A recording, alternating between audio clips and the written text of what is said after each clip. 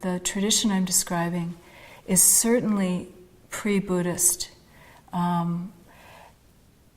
It's really, really old, and I know China best, and so I know that it's before the entry of Buddhism into China. There were the kind of indigenous traditions that Chan, which is the Chinese way of saying the word that's pronounced Zen in Japanese, which is the koan tradition, preserved and brought into the tradition and developed even further.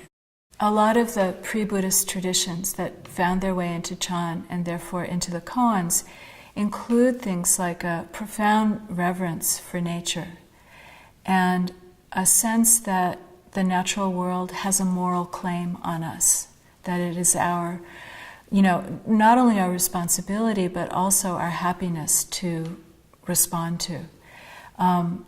Also from times when women's voices were more appreciated and more included in the mix. So all of that is in potential in the koans. I think that although this tradition can be turned into an institution, an orthodoxy, it isn't in its own heart that. It isn't a creature of the sunlit surface world. It is a creature of the dark underground caverns full of water. It's a tradition that has flowed under and through every culture that's ever existed, every great civilization as it rose and fall, and it's carried some of these values through whatever else is happening on the surface. I don't think our task is to mainstream it or turn it into an orthodoxy.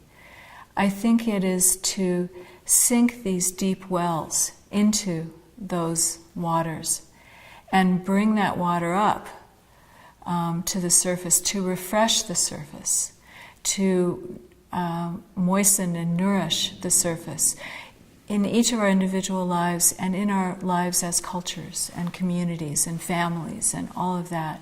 We can bring those waters up to a world on fire, to heart minds on fire. We can begin to help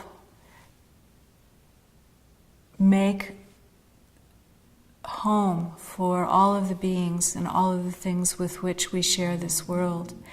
And that work begins with coming home ourselves, so that we can take into our care this beautiful and fragile planet that we share.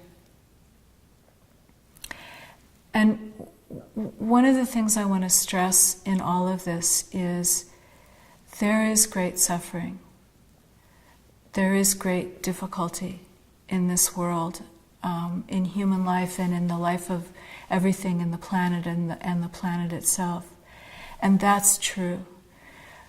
It's really helpful when we're hoping to attend to that in a sustained way, to be also in connection with the sense of the awesome beauty of the universe, the power of the universe, the wonder of things. And that's also true. So again, we're bringing things together and we're saying when we bring that taproot we develop into beauty and wonder and awesomeness and just drop to your knees gorgeousness and amazingness of life in this universe, if we bring that to that which is suffering, that which is broken, that which is in pain, that which is in danger, what happens when we deny neither of those, bring those two together and find the third thing that they make together? There is the world of our ordinary daylit lives, and there is another world underneath that, a world that is in the dark and has vast currents, rivers of water flowing through it. And that water has been flowing since before the beginning of time. Sometimes in our ordinary daylit lives we forget that, or we even turn our backs on it. This way is so much about coming to know those deep currents underground, coming to rely on them,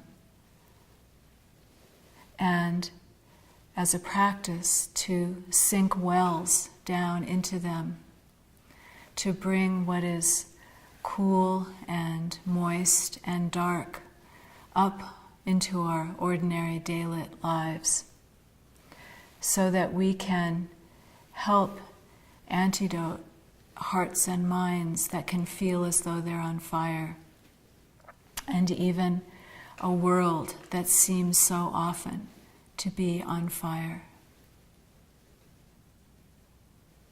And as we do this, we find it easier,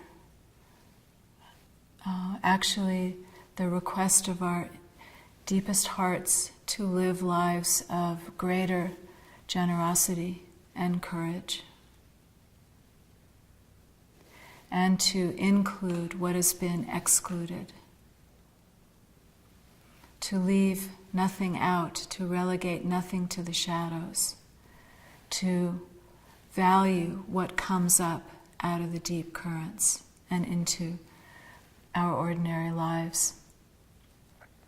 And in so doing, to begin to come home ourselves. Home certainly to our own heart minds, our own lives, and also to a sense of our own heart minds and our own lives as being continuous with the universe, vast as the universe. That is each of us, and that is our true home. From the smallest flicker of something in our heart to the far reaches of interstellar space, all of that is us, and all of that is home. And then to turn that feeling of home as an offering to every being and everything that inhabits this world with us, to turn that sense of home toward beginning to create a genuine home for all things here that share this small, fragile, and achingly beautiful planet that has been given into our care.